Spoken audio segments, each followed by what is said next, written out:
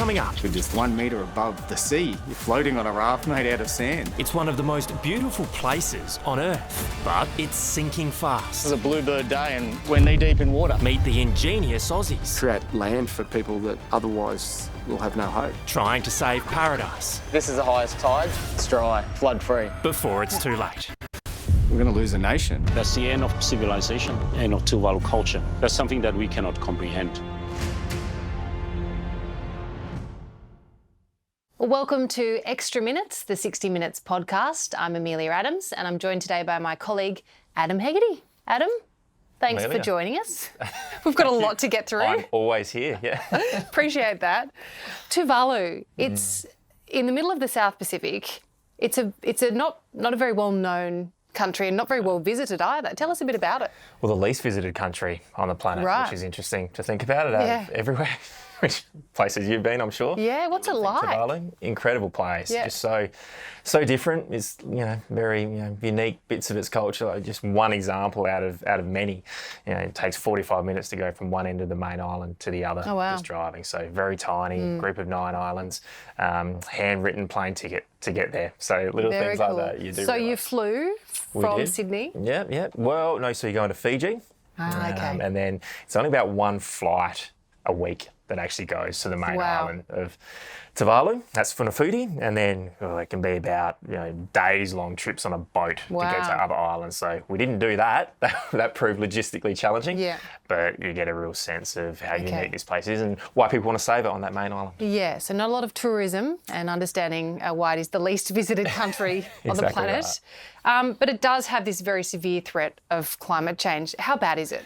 Very bad. So when we talk about climate change in Australia or elsewhere, we're talking about forecasts, right? What we're worried about in future, it's happening there. So every time there's a high tide, and when we went, it was during the peak of the year. So they're starting to get king tides every afternoon.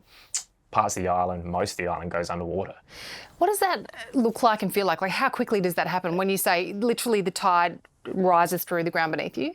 30 minutes. Wow. It's extraordinary. And we're not talking about waves over the side of the island just crashing in. So you're walking down, you drive down, you get out and you'd see the water rising in the road. So a gentleman we spoke to for the story, a Gold Coast engineer, we might talk about in a bit, but he lives on the edge of one of the edge of the island. His car gets trapped there all the time. Okay. He's at one point in the island, can't get back for the afternoon. And there'd be plenty of stories like that. I mean, daily life is impacted, lots of people making different sacrifices, but I guess they're kind of used to it, are they? Absolutely. They're used to it. Absolutely. When we're driving back and down, doing some filming, when that king tide happened, you just got people sitting on their porches, just smiling, laughing. They're a very happy people. It's funny how you adapt to any situation you're in. True.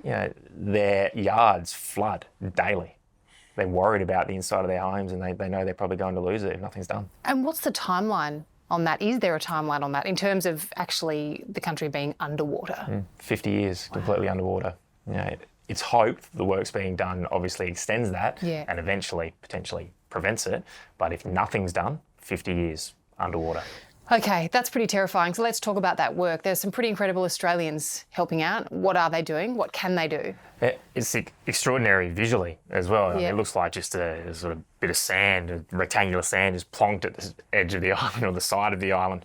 But so much effort's gone into that. $55 million worth, about a 6-month process where they've basically dredged sand from the bottom of the lagoon there next to the main island, dumped it on the side of the island and then flattened it out with excavators. And what that does, twofold, stops, acts as a bit of a barrier for waves affecting the homes on the coastline, but then also it's rebuilding the island to a higher level. So eventually they'll landscape it, extend it if they can get the money to do so, and basically move people there to higher ground so they don't have to leave their country and, effectively rebuild the land to make sure that that country is not lost. Okay, so it's effectively so that they can move people and then save the rest of the country. Yeah, exactly right. Exactly right.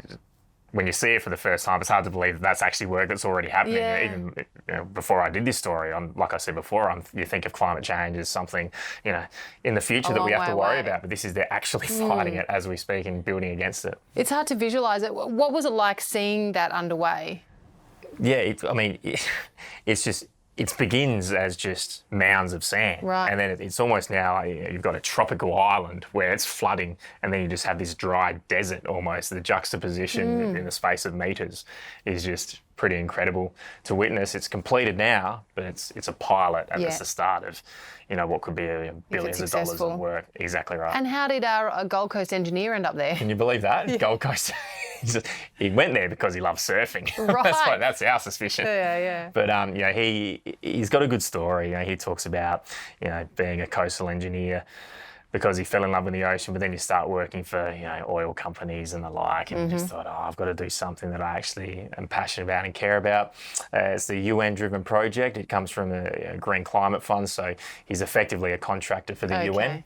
So he goes over there and does that, but he's just fallen in love with the place. He's incredibly completely. passionate, isn't he? Absolutely, and to leave his wife and young kids on the Gold Coast regularly, to go over there and save a people, as he describes it. Well, I guess he would have that sense, and I'm sure you and the crew did as well. When you go somewhere and then you meet the people and you meet the families, and I saw there's some beautiful vision of you playing football with some young kids. Yeah. You kind of start to think these are real humans who could lose their entire, not just their homes, their country. Yeah, it's a religious culture there as well. Yeah, they've had such a connection. They talk about the connection with the ocean because they grew up fishing, they grew up swimming, and now that what they love is consuming them. It's really quite heartbreaking to think. And you mentioned the soccer, they play it on the runway because the island's so tiny. You don't have football pitches or it's the runway. Yeah. So it's a really unique place that you don't want to lose. You can talk about moving them away, sure, but they want to save their home because there's nothing like it. And I know you say they're very happy, kind of positive people, but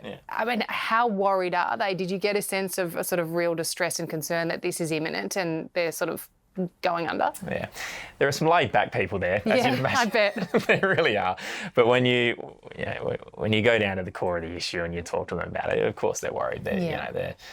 They are in love with that place because their grandparents, great-grandparents, parents taught them about, their love of the land there and the love of the ocean. So when you really talk to them about it, that carefree attitude does disappear pretty quickly. We spoke to Viola Mecco. She's a mum there, lives there with her young son, and she's just heartbroken that her son might not, might be the last generation to call that place home. To grow up there. Thinking about the next generations of her family, it might be whether it's New Zealand, Australia, rehousing. It's just, they get pretty, they're pretty laid back and pretty calm when it comes to the effect on their lives. But when they think about losing their culture, that's when it starts becoming pretty heartbreaking, as makes sense. you'd imagine.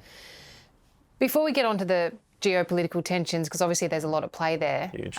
What is the situation with the works? You mentioned the pilot. What is the next step? It's just ongoing and... Literally right next to it.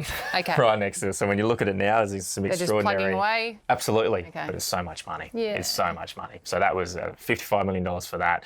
Spoke to the PM there. He knows it'll cost billions. Yeah. And that's when it'll get into the geopolitical stuff in a minute. But it's about who has the money, who wants to actually help out this country. Yeah. That's one step in a lot. And that's just the one island. So the next step, which has been approved, will be next to it, sort of extending it. But then you've got to talk about all the other tiny islands, a group of 9 islands in this atoll. Yes. So a lot of work. It's just the start. Well, the Australian government obviously very keen to help Tuvalu. It's in a very significant position.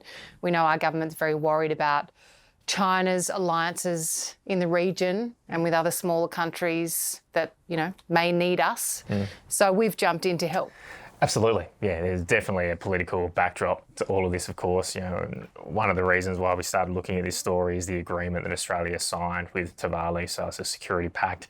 Which is a fairly unprecedented agreement. Yeah, the two words mutually agree that's in there and led to huge controversy. It's agreed to and signed to now, but at the time, the Tuvalu government was quite concerned with that. Effectively, what that means is Australia has a veto so they can cancel any security arrangement with China. That is effectively what it means. So they've come in and gone, we'll help you. Yep. We'll help you rehouse your citizens, but we'll also start committing money into this effort if you side with us and don't move to China. It's one of 3 places left siding with Taiwan over China, so it's hugely important. Yeah. And, do people there like the idea of being rehoused in Australia? Is that something they're genuinely considering? Absolutely not. And that's the interesting side of it as well. So it allows for, this isn't in the wording actually, but effectively would accommodate about 280 Tuvaluans a year to move over.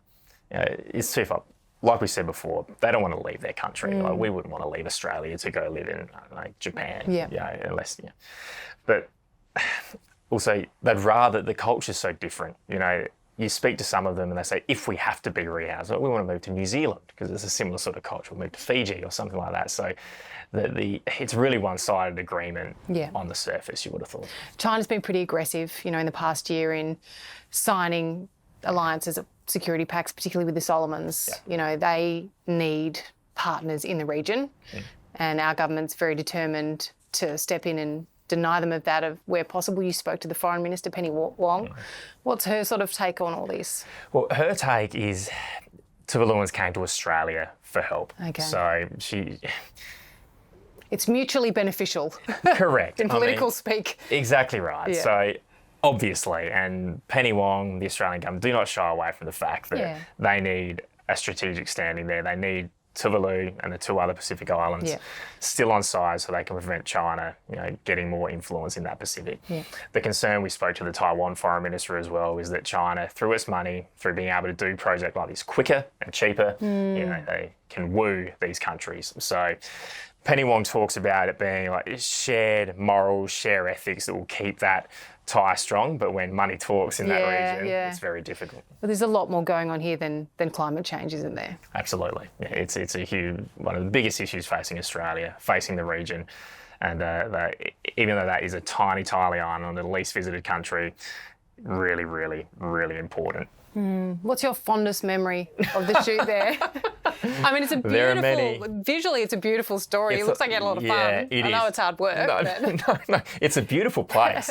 But just little fascinating things like that. So beautiful landscape, but on one end of the island there's the tip. Yeah, so it's just the little things that people need to do to live on that island. Such a small area. Absolutely, absolutely. Obviously, they don't have simple phone service. It's a really calm, simple way to live. They're minimalists in a way. But look, funniest stories. A fellow was out fishing in his tinny, swims up to us, they'll have a chat, brings out what is effectively a machete in one hand and go, hang on, this is quite nice people. I don't think we're in trouble here. It's been really lovely at this point.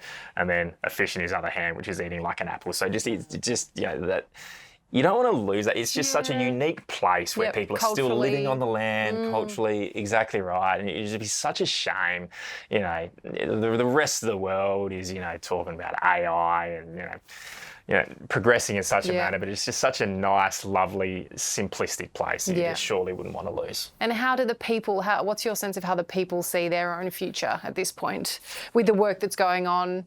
I'm sure some of them are blissfully unaware of all the geopolitical drama. Absolutely. I mean, and they're religious too. They sort of resign themselves to the fact, as a group of people, that what will happen, but they just hope that their leaders, I mean, there was a change of Prime Minister there recently, so they're obviously mindful of the fact that they need someone in power that's going to help them. Yes, indeed. I have no doubt that some there would be open to an alliance with China if it means more money goes into saving their country. Well, that's interesting. And long term, that's part of the problem. There'd be politicians as well, opposition leaders, who are they won't say it publicly, but clearly they would be open. Well, they've got to look out for their own interests. Exactly, and that's how China gets influence in the region. We've seen it with other places as well. I'm guessing they've got a pretty small government there too. Exactly right. Exactly right. Without a doubt. Well, fascinating trip for you, and it was a really insightful story. And let's hope it shines a light on the work that's being done there. Yeah, that's what we do, right? We go to these places that not many people visit, especially with Tuvalu, and it was a pleasure to tell their story. Good stuff. All right, thank you, Adam. And if you did miss Adam's story, you can catch up on our YouTube channel or on 9 Now.